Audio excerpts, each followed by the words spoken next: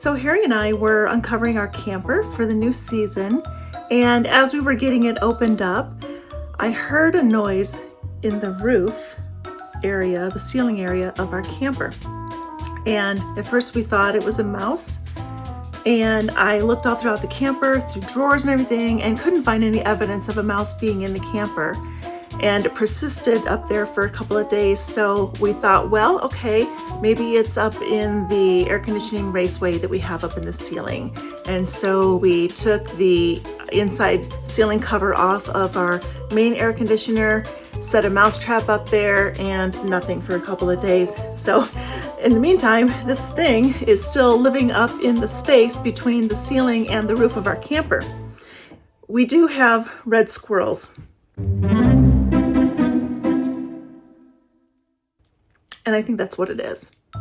So a couple days ago, I was in the camper and I was tapping along the ceiling to see if I could get it to move around in there.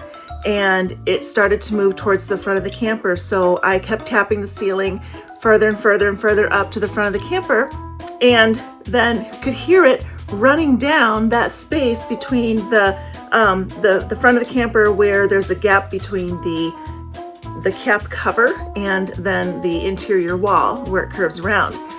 Heard it run down through there, so I dashed out of the camper just in time to see the red squirrel running under the camper and back to the tree behind the camper.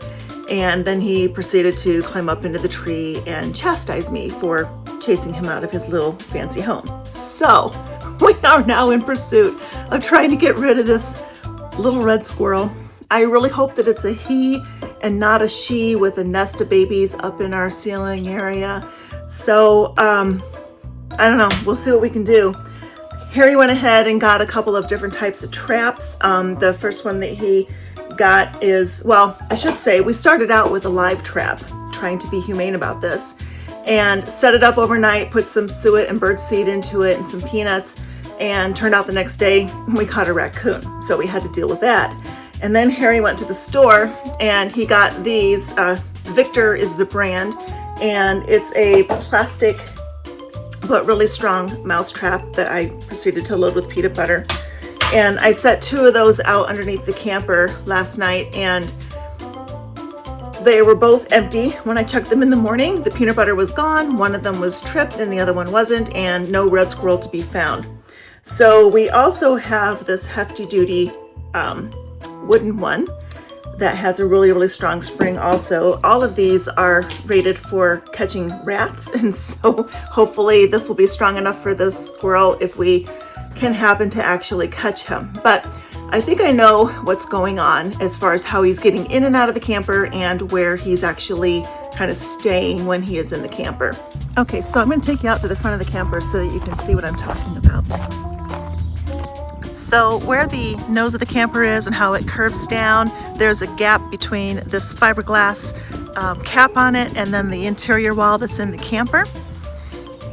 And I think what's happening is the squirrel is getting, I guess, underneath here, and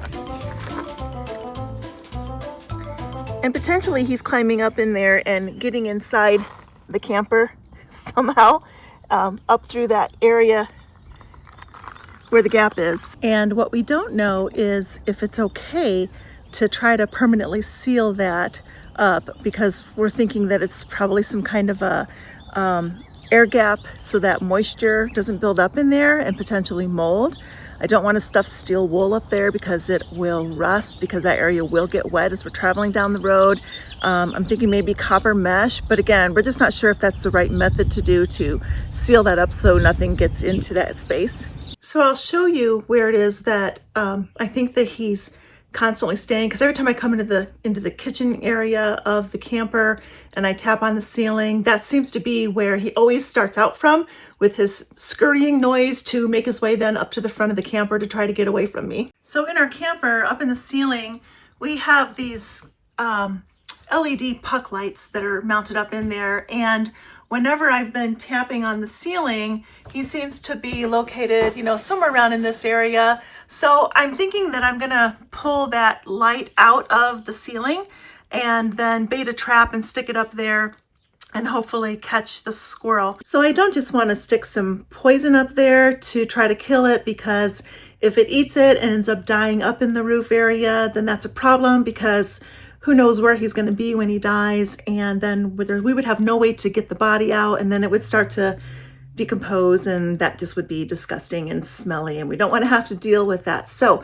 if you've ever had trouble with animals like squirrels or mice getting up into the roofing system of your camper, I would love it if you could leave us some comments below. Let us know what kind of tips you have to get rid of them and whether or not you were successful. Well, we're now on day 4 of trying to track down and capture this red squirrel that is up in the roof system of our camper. So yesterday when I came in, I was tapping along in the ceiling and didn't hear the squirrel at all. So I was assuming that he was out. Checked a couple of more times in the evening, and still he didn't appear to be back in our camper. And I've set traps every single day, both inside and outside, trying to catch the squirrel, and something keeps triggering the traps, but we're not actually catching anything other than the raccoon that was in the live trap on the first night. We've even gone as far as sticking a trap up inside the air conditioner unit in the main living area to see if maybe he's somehow in the ductwork and is trying to also get into the air conditioner part. And I just checked today and that trap has not been tripped yet. So I'm really hoping that he has moved on, that he's been annoyed by all of the wrapping on the ceiling that I've been doing to chase him out, and also the traps, and has gone. If he's been the one triggering these traps, maybe it's been scaring him. I just hope he's not injured and suffering somewhere, but it seems like now for 2 days he has not been inside the camper. I did take that ceiling light out in the area that I felt like he was always hanging around in, and I want to just show you what we've got there. So this is the kind of light that I'm referring to. As I mentioned before, it's one of those puck lights that's set up inside the ceiling of the camper, and this is the one that I'm going after. So I was able to just pull it down. These have springs on each side of it, so it's just spring loaded that holds it up there. You do need to be really careful when you're pulling these out, because these little things are very strong and they can whack your finger and hurt just as bad as a mousetrap. So if you ever do take those out, just be careful of that when you're pulling them down.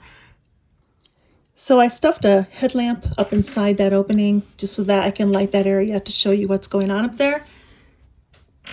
And as you can see, we've got insulation in there, and he has been between the insulation and this area here. If he was above the insulation, I wouldn't hear him walking around, but I could clearly hear him. But there's not a whole lot of space up here, and I'm not seeing any signs at all that he has made any kind of a nest or is doing anything nefarious so far.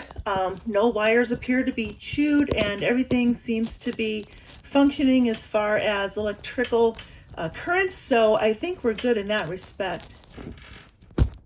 So as I said, I really hope that the squirrel has moved out and we don't have to deal with him anymore. I appreciate you coming along on this journey with us, and if you have any comments about the front cap area, of whether or not to seal off that space completely, let us know down in the comments below. We'd really like to get some feedback on it. Of course, we could always call Grand Design and talk with them as well. But yeah, if you have any tips about that, or if you have any tips about once they get in the ceiling, how to get rid of them, we would surely appreciate those comments. Keep your fingers crossed that we have actually driven him away and we won't have to deal with this anymore. But until we see you next time, remember to be genuine with your love. Ah, that's funny to say. I'm trying to kill a squirrel. Yeah, okay. Well, anyway, you know the saying, how we end our videos. Be genuine with your love, be present with those in your life, and live each day with grace. We'll see you in the next video.